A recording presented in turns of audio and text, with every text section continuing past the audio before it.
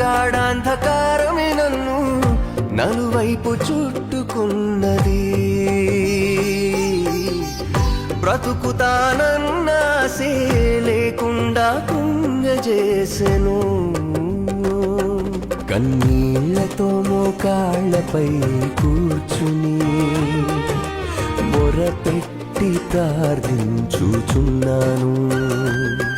కన్నీళ్లతో మోకాళ్లపై కూర్చుని మొరపెట్టి ప్రార్థించుచున్నాను. ఆ చీకటి రోజుల్లో ప్రత్యక్షమయ్యావు, దివ్య వెలుగులతో నన్ను నింపావు. నా స్థితిగతులే మార్చేసావు, నూతన జీవం నాకిచ్చావు. ఆ చీకటి రోజుల్లో ప్రత్యక్షమయ్యావు, దివ్య వెలుగులతో నన్ను నింపావు. నా స్థితిగతులే మార్చే